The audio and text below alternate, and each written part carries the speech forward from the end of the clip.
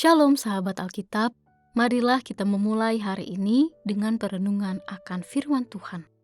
Bacaan Alkitab kita pada hari ini diambil dari Mazmur pasalnya yang ke-35 ayat 1 sampai dengan 14. Dari Daud. Lawanlah orang-orang yang melawan aku ya Tuhan, berperanglah melawan orang yang memerangi aku. Peganglah perisai, bangunlah menolong aku.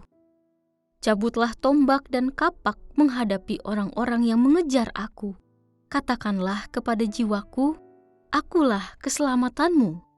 Biarlah dipermalukan dan kena aib orang-orang yang ingin mencabut nyawaku. Biarlah mundur dan dihina orang-orang yang merancang kecelakaanku.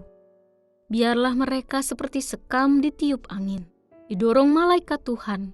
Biarlah jalan mereka gelap dan licin, dan malaikat Tuhan mengejar mereka. Karena tanpa alasan mereka memasang jaring terhadap aku, tanpa alasan mereka menggali pelubang untuk nyawaku. Biarlah kebinasaan mendatangi dia tanpa disangka-sangka. Jerat yang dipasangnya, biarlah menangkap dia sendiri. Biarlah ia jatuh dan musnah. Tetapi jiwaku bersorak-sorai dalam Tuhan, dan girang karena keselamatan darinya.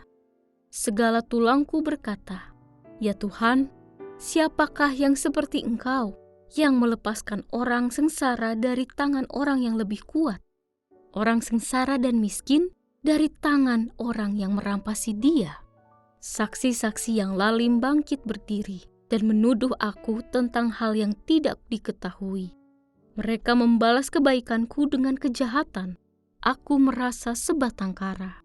Tetapi aku, ketika mereka sakit, aku memakai pakaian kabung dan merendahkan diriku dengan berpuasa dan berdoa lagi dengan menundukkan badanku dalam-dalam.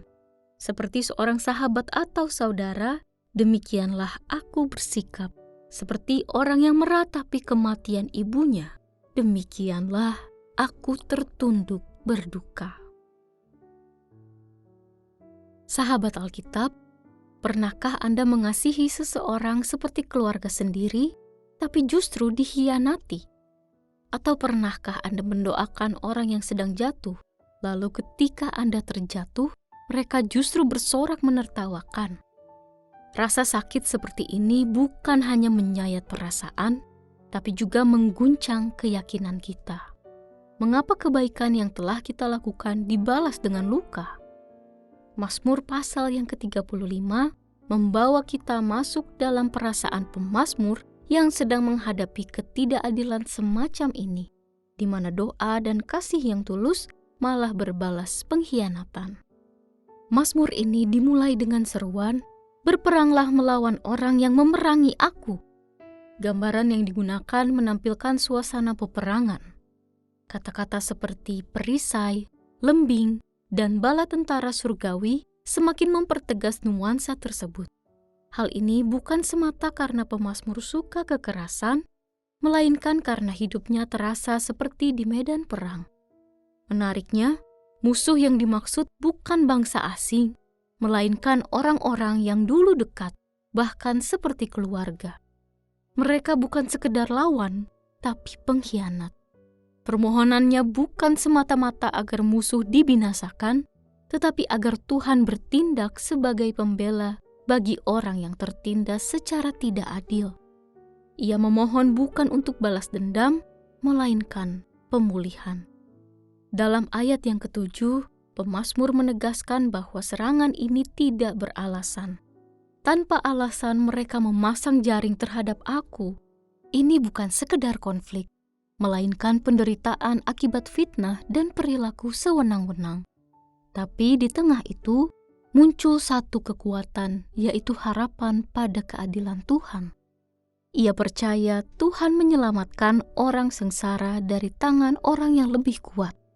Secara psikologis, ini adalah bentuk mekanisme resiliensi, seseorang tetap bisa bertahan karena memiliki keyakinan pada satu kekuatan yang adil dan lebih besar dari luka yang ia alami.